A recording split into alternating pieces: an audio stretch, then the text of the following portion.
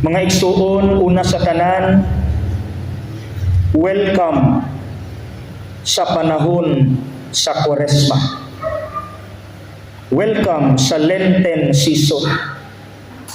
Ug niya kitay mga balunon nga hinaot dili malimtan. Importante kaayo ni, although kada adlaw man bisan dili Kwaresma kita gidapit, pero naa gyud ning Kwaresma espesyal nga mga adlaw aron ato gyung matagaan og espesyal nga pagtagad kining maong mga hagit. So aron dili mo malimot, akong ipaagi sa 3 ka letter P. Dili na mo makalimot ani, mauni ang atong hagit sugod karong adlaw, taman sa mahuman ang atong panahon sa Kwaresma. Unsa man ning unang P? Sa inyong nakita mga igsuon, nagsuot kami og violet. Kanang color violet sa liturhiya sa simbahan, nagsimbolo kana sa paghinulsol. That is the first P. Paghinulsol. Repentance. Inuod mga igsuon, gidapit kita karon nga maghinulsol. Ako natandog kay nasugdan ako karong adlaw, pinakaunang adlaw sa Kwaresma. Ang akong misa ganihang alas 9 dito sa Dipolog City Jail. Wala gituyo kay ang direktor si Father Patrick nihangyo kay dili siya available kay naa siya importante kaayo nga lakaw. Mauto nga ako mo'y nahangyo ug wala ko ni balibad. Nalipay ko nga nasugdan ang akong Kwaresma sa misa dito sa City Jail. Nganuman kay akong ipaambit ninyo, samtang nangandam ko sa misa, nagpractice ang ilang choir, ang mga preso, membro sa maong choir. Paghuman ako og andam, nagpadayon sila sa ilang practice. Ug naami sa 3rd or 4th floor sa ilang bagong building, nindot kaayo, hangin kaayo, makita nimo ang kabukiran sa imong atubangan. Kusog kay hangin, bugnaw, labas nga hangin gikan sa bukid. Ug nakapamalandong ko. Ug ako dali raman kong muhilak, ni aksyon yung kurob akong kasing-kasing sa akong pagpamalandong ba, niingon ko, matay, parihara man yun. Parihara yun kanila. Ang kalainan lang mga igsuon, wala ta na priso. Kusog kay ta mo condemn nila. Mga kriminal. Pero nalimot ta. Mga kriminal punta pero wala lang ta mapriso. Mauranay kalainan nato. Nang who are we to condemn? Yes, makasabot ka. Ikaw biktima sa rape, aning tawhana. Ikaw biktima sa murder, imong pamilya gipatay, aning tawhana. Kisa may di maglagot ana. Pero dili lang unta tataman ba sa paglagot.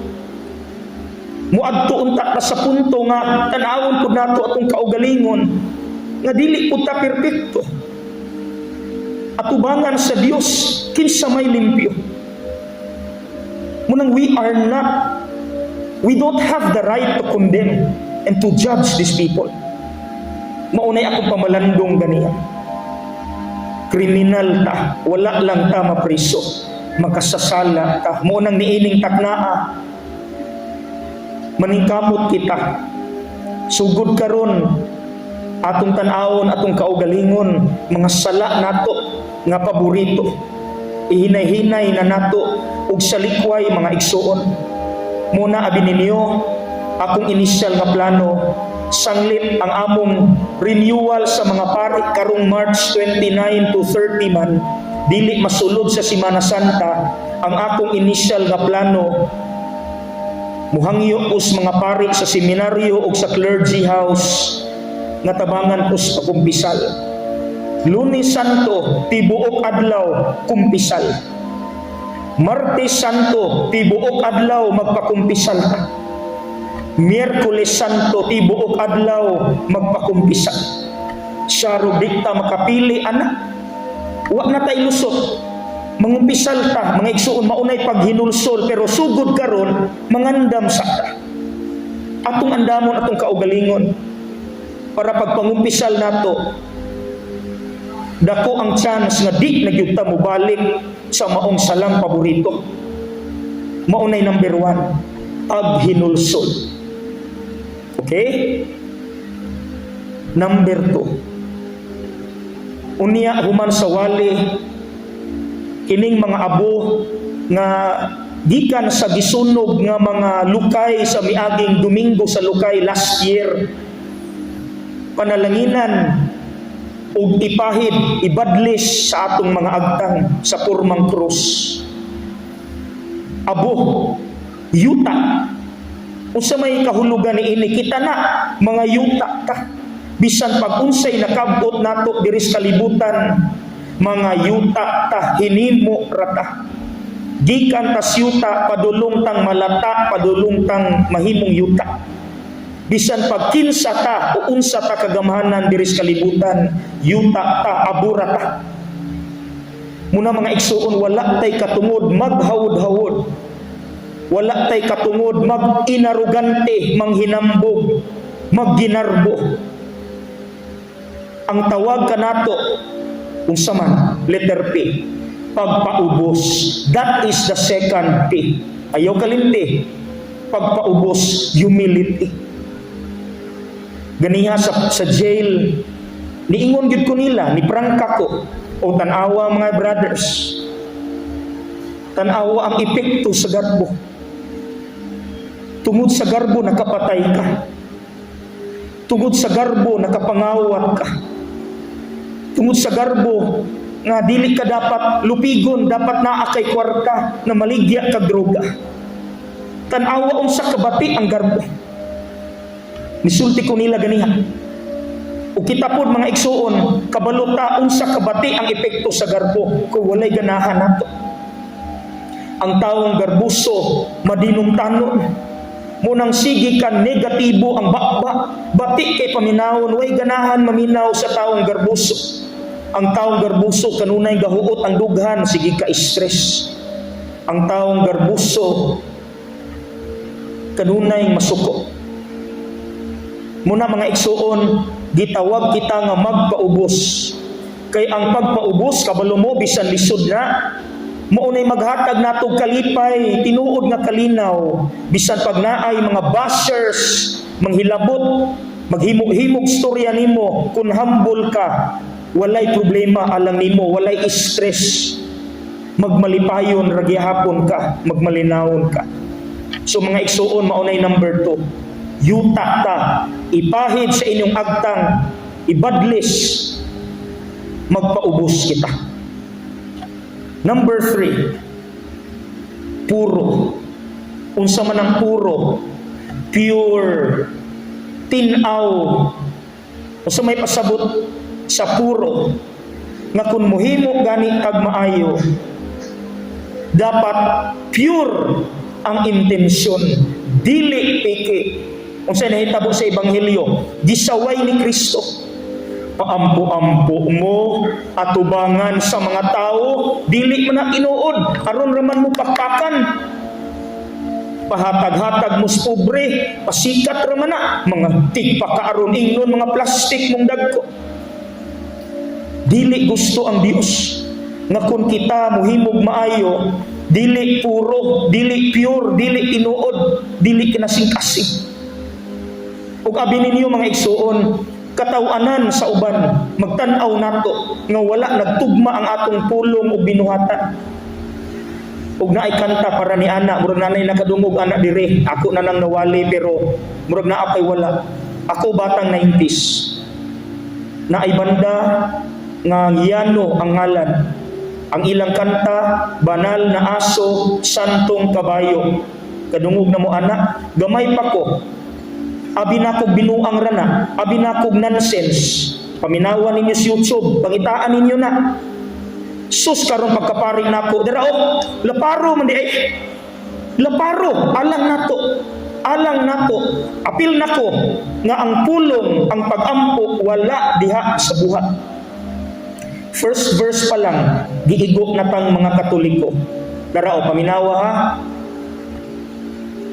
Kasabay ko sa jeep ang isang ale. Asa nang ale? Babaeng tigulang.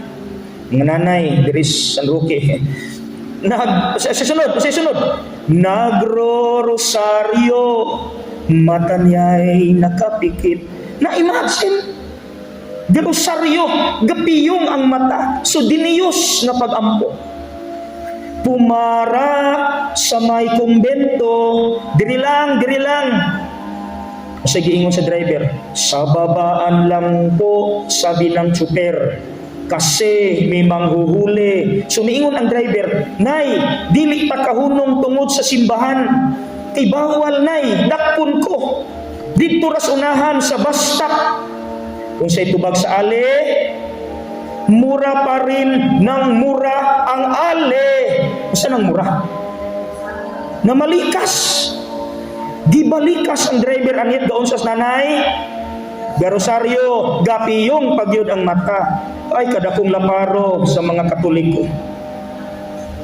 Agoy Ginoo ko.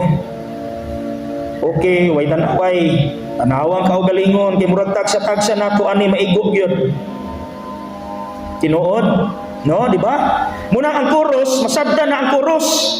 Banal na aso, santong kabayo, natatawa ako, hi. Katawan ta. Mga santong kabayo, mga banal na irok. Mga irok, banal, pero mga irok. Ang ikaduha nga verse para sa ubang sikta. Kay dili man tagabuhat, wala man tagabuhat ani. Para ni sa ubang sikta, kana bitong naas mga karsada, magdalag Bible, magsangyaw, di ba? Naama na ubang sikta. Merkado, dungog mo anak, merkado. No, dapit sa amigo anak. Kabalo mo sa second verse, para po nila. Tara. Nangangaral sa kalye. Saan ang nangangaral? Nagtudlo. Ang isang lalaki, hiningan ng pera ng batang pulubi. Sige, pangayuan sa pera ng batang pulubi. Kasi tubag sa laki, nga nagsangiyaw sa pulong sa Diyos. Pasensya na para lang sa templo. Nihangyo po yun ang bata. Pangkain lang po, sabi ng paslit. Nihangyo ang bata. Kasi sunod, talagang di mapupwede. Kasi sunod, lumipat ng pwesto ang lalaki. Di balhin, huwag yun nihatak. Chorus na po, banal na iro, santong kabayo, natatawa ako, hi. Katawaan ka. Paminawan ninyo na maigsuon. Unya, pag-ulit ninyo, i-search sa YouTube. Banal na aso, santong kabayo. Sus, murag ito gila, gilaparo. So mga igsuon, sa atong ikatulo, puro, pure. Ingana unta ang atong paghimog maayo, pure. So karon before ta matapos kung sa tong tulo nga letter P, paghinulsol, pagpaubos ug puro. Kana. Sige.